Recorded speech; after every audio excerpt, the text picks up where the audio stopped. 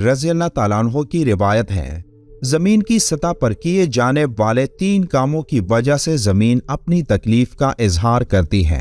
नाहक खून बहने से, वो गुस्ल जो जिना के इर्तिकाब के बाद किया जाए, और तुलुए आफताब से पहले सोने से। हज़रत मोहम्मद सल्लल्लाहु अलैहि वसल्लम ने फरमाया, फजर और इशराक, असर और मगरिब और इशा के दौरान सोने से बाज रहा करो। इस फरमान में बेशुमार तिब्बी हिकमतें पोशीदा हैं। मसलन आज मेडिकल साइंस ने डिस्कवर किया कि कुरह अर्ज पर फजर और इशराक के दौरान ऑक्सीजन की मिकदार सबसे ज्यादा होती है। हम अगर इस वक्त सो जाएं तो हम उस ऑक्सीजन से महरूम हो जाते हैं और यूं हमारी तबीयत में बोझलपन आ जाता है। हम आहिस्ता आहिस्ता चिड़चिड़े और बेजार हो जाते हैं। असर से मगरिब और मगरिब से इशा के दरमियान भी ऑक्सीजन कम से कम तर होती चली जाती है। हम अगर इस वक्त भी सो जाएं तो हमारा जिस्म ऑक्सीजन की कमी का शिकार हो जाता है और हम 10 मोहलिक बीमारियों में मुब्तला हो जाते हैं। दमा भी इन 10 बीमारियों में शामिल है। इसलिए आप ये औकात जाग कर गुजारें तो आप पूरी जिंदगी सेहतमंद रहेंगे। हजरत आयशा रज़ी अल्लाह ताला अन्हा की मशहूर रिवायत है, फिर जब मुअज्जिन फजर की आजान देकर खामोश हो जाता और फजर तुलू हो जाती, यानी सुबह की रोशनी फैलने लगती, तो आप सल्लल्लाहु अलैहि वसल्लम खड़े होते और 2 रकातें हल्की यानी फजर की सुन्नतें पढ़ते और उसके बाद अपनी दाहिनी करवट पर लेट जाते थे, यहाँ तक कि मुअज्जिन अकामत कहने की इजाज़त हासिल करने के लिए आप सल्लल्लाहु अलैहि वसल्लम के पास आता तो आप नमाज के लिए मस्जिद तशरीफ ले जाते हैं। फजर की सुन्नतें पढ़ने के बाद थोड़ी देर के लिए आप सल्लल्लाहु अलैहि वसल्लम इसलिए लेट जाते थे ताकि तमाम रात इबादत इलाही और नमाज में मशगूल रहने की वजह से जो थकान वगैरह पैदा हो जाता था वो थोड़ी देर आराम कर लेने से ख़त्म हो जाए और फ़र्ज पूरी चुस्ती और बशाशत के साथ अदा हो।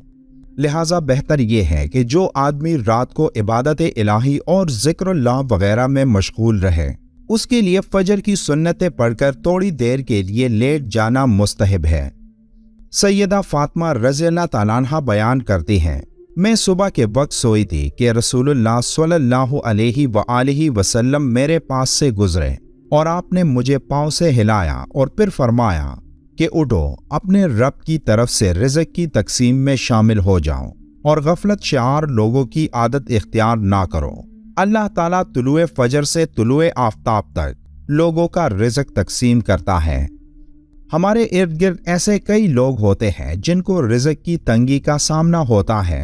अगर आप इन लोगों से पूछें कि सुबह किस वक्त जागते हो तो उनका जवाब भी यही होगा कि रात देर तक जागकर सुबह देर से उठना होता है, और यही वो वजह होती है कि रिज़्क इन लोगों पर तंग कर दिया जाता है। एक हदीस में है कि तुलुए फजर और तुलुए आफताब के माबैन एक घड़ी है जिसमें बंदों की रोज़ी तकसीम की जाती है, और जो तकसीम के वक्त हाजिर रहा वो गायब की मानंद नहीं हो सकता।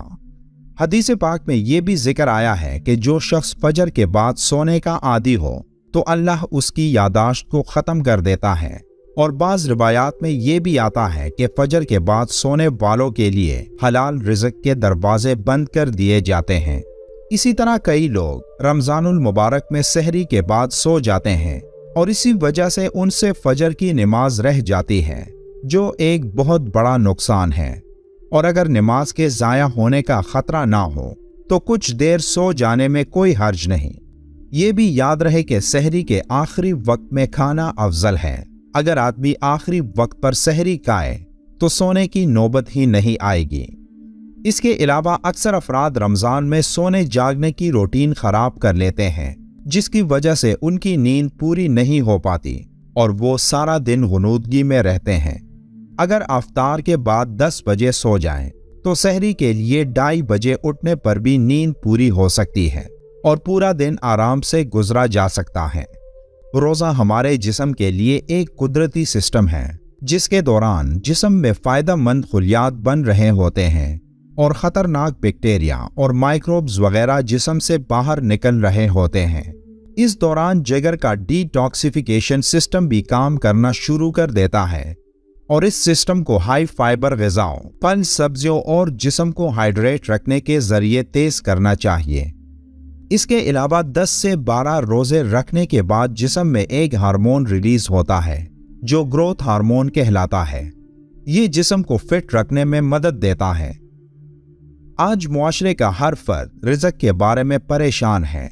कमा कमा के तक जाने के बाद भी दिली सुकून ना होने और ज़रूरियात के पूरा ना होने ने दिलो दिमाग को बोझल कर दिया है। कहा जाता है कि फजर के बाद के 6 घंटे इस्तेमाल करने वाले शख्स के दिन रोशन और पुरसकून होते हैं, जबकि देर से उठने वालों के बोझल और नाकामियों से। फजर के बाद के 6 घंटों की मिसाल हमारी नौजवानी की है। जिस तरह नौजवानी का दौर हमारी जिंदगी का बेहतरीन, सलाहियतों से भरा, ख्वाबों को हकीकत बनाने का दौर होता है, इसी तरह 24 घंटों की नौजवानी सुबह के ये 6-7 घंटे हैं जिनके इस्तेमाल से हम अपने मकासद हासिल कर सकते हैं। तुलुए आफताब के वक्त जागने में ही सेहत, सुकून और तरक्की का राज पोश